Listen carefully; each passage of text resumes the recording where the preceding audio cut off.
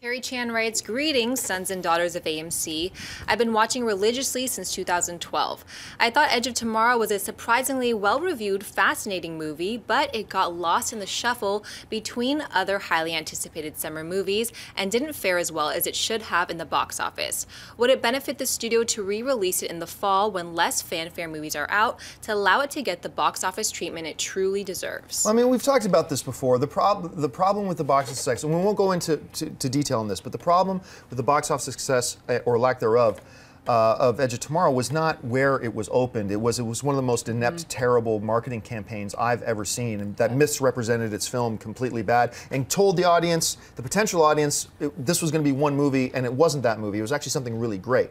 But the heart of your question is not about why did it fail. It's about, could re-releasing it do it? Nah. There's this whole thing about the public is now over it. We're over it. It's much like how a lot of people were over Spider-Man 2 before it even came out because there was so much marketing for it. But Edge of Tomorrow's come, Edge of Tomorrow's gone.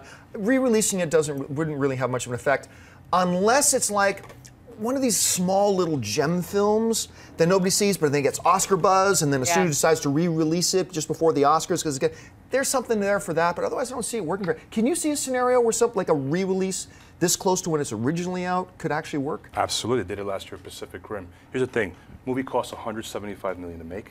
They spent, rumored, another 50 for reshoots, and like you said, the worst marketing campaign ever.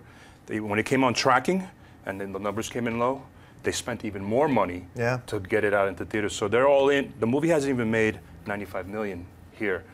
Jack Reacher made $80 million, so he's struggling to get to 100. So they might do a gimmick to re-release it. And Jack Reacher was another one that was actually pretty good. Yeah. So when Tom Cruise is in these big tempos that can't make $100 million domestic anymore, that's a big problem. So they're $350 all in for what they spent, and this is not a franchise starter either, like a Marvel movie. So it's in trouble. So they might do it just to save face and say it made 100 domestic. It might.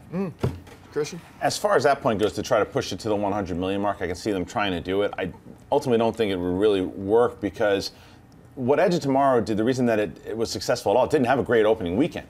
It was the word of mouth that continued to help it along and push it along. And I think the people who believed in the word of mouth saw it. Otherwise, like, I'll just wait for it to come on Blu-ray. They're not going to go out because there's so many other movies that they might want to see in September and October that comes out that this isn't going to be it. Because I still think some people still believe that this is Oblivion Part 2, which it clearly is not, and the movie's also one of the best of the year.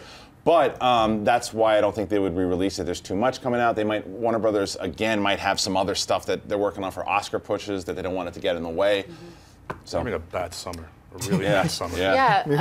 What you said also adds to, I'm going to add to what you said, basically that we're heading into the fall, we're heading into the awards season, and I feel like there's always going to be an audience for a movie like Edge of Tomorrow, but I don't feel like re-releasing it in the fall is necessarily going to bring more people to the theaters. They're interested in seeing the awards buzz movies. People that love movies want to see the movies that are going to be nominated. So it's almost like edging out Edge of Tomorrow, you know, like there's no room for it in the box office when you have all these other movies coming out that have all this buzz that have been building all year, like The Judge or any of these other movies. So. Hey everyone, if you liked this video, click that thumbs up button and make sure to subscribe to our AMC Movie News YouTube channel. It's free and helps you stay up to date with all the latest movie news, as well as our daily AMC movie talk show.